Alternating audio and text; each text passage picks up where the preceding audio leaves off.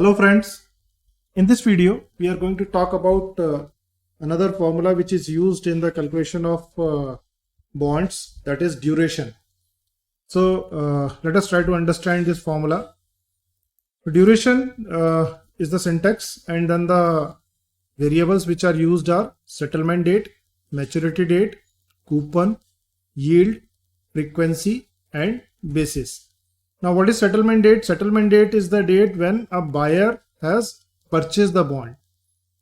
Issuing date could be different, settlement date could be different because the bond might have been issued earlier. Now the present buyer has purchased this bond on the settlement date.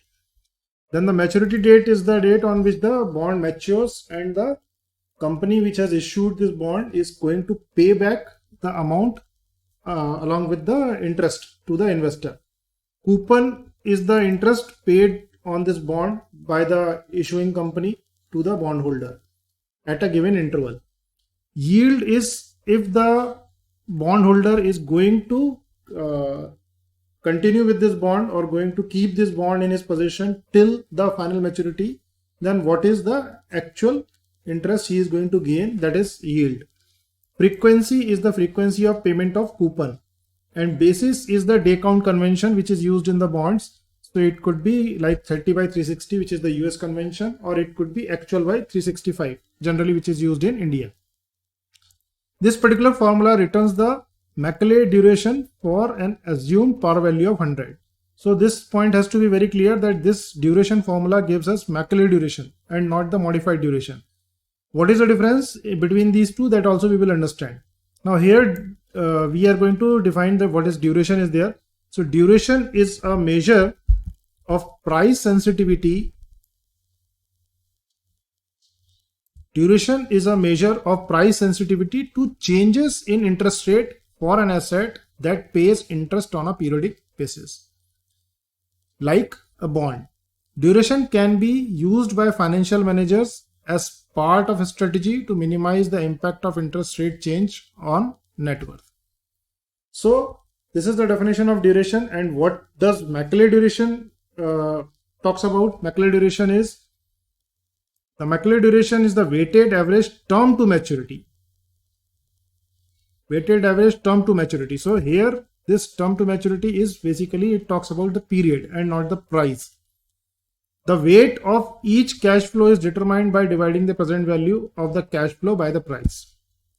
Here again, a little bit further brief on Macaulay duration is there. Macaulay duration is a time measure with units in years and makes sense only for an instrument with fixed cash flows.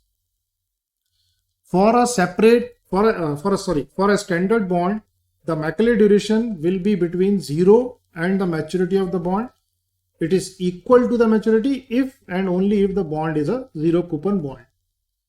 What I will do, I will provide you a link of some outside website which can give you more details about this duration concept. Now let us move on to the example.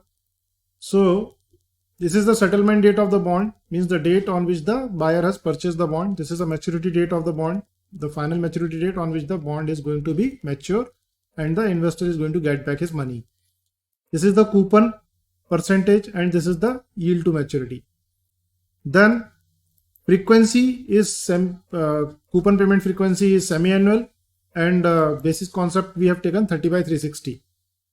This is 1. We will also again see what is the value of 1 in case of basis. I think we have to take 0 for 30 by 360.